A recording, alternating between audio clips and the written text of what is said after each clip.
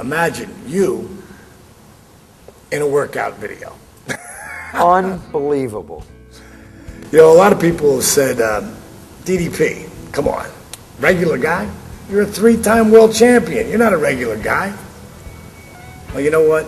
I am a regular guy. But this guy right here, without a doubt, is a regular guy. For 20 years, I tried to get him into working out.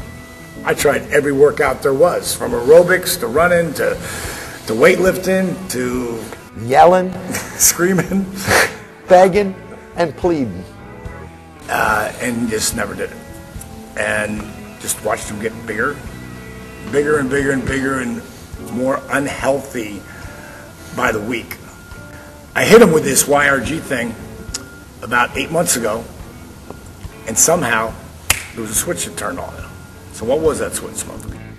The switch was that I wanted to live more life. I wanted to grab the life that I had and expand on it.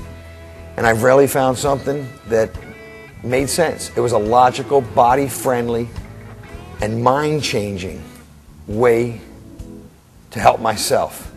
And that's what it really came down to, helping myself. My buddy, Diamond Dallas Page, opened the door, but it took me to go rushing through it. And YRG was the way I did it. Because really what it comes down to is I didn't do the work for you. You did it all. I just lit a spark, and you took it and ran with it. And the only reason you did was because you really set goals. You know, here's a guy who, one of the most creative individuals I know, but at the same time, having so many people respect him, he didn't respect himself.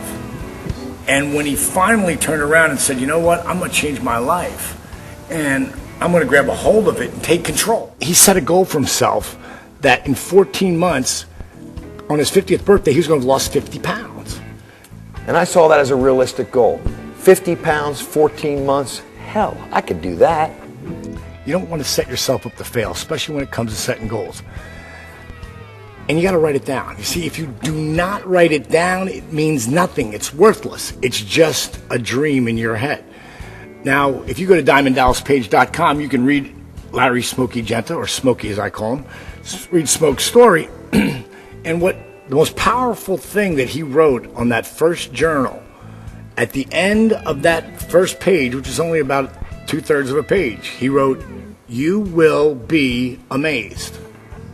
So he had already seen it in his mind. I don't even think he really believed it. Did you? I was ready to believe it. Let's put it that way. I was ready to believe it. And every day, and that was the key, every day I made a commitment to change my life. And I was amazed first. So 7 months later, you're 73 pounds down. You're 58 inches leaner. You're stronger. You know, what would you say some of the key points of your... But you know, Paige, you're right.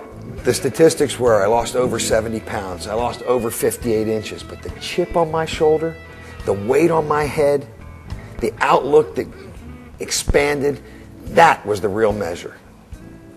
See, what it comes down to, when you're about to set a goal like this, all right, you got to be specific. It's got to be measurable. In other words, I'm going to lose 50 pounds. Measurable. In 14 months. It's got to be achievable. That's totally achievable. That's less than 3 pounds a month. But the key component here, it's got to be compatible. SMAC, SMAC, specific, measurable, achievable, and compatible. If you're eating Dunkin' Donuts or Krispy Kremes over that period, that ain't compatible.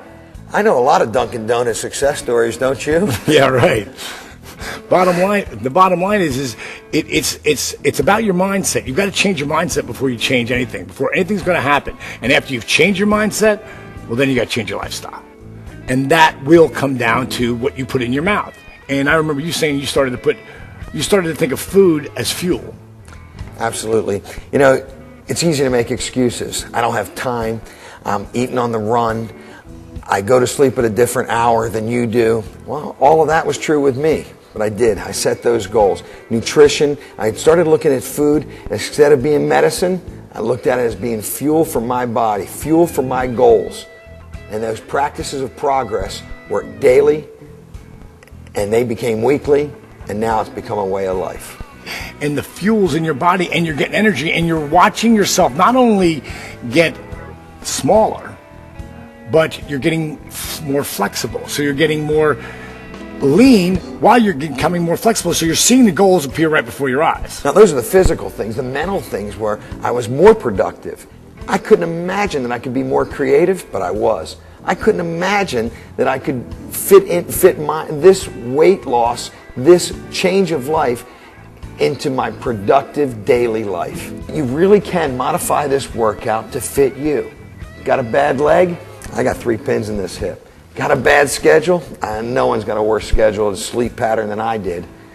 But I was able to change it day by day. The funniest part about this whole thing is that Smoke here, who never worked out a day in his life, is now the spokesperson for YRG.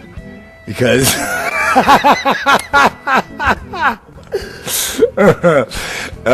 because if he can do it, guess what? So can you.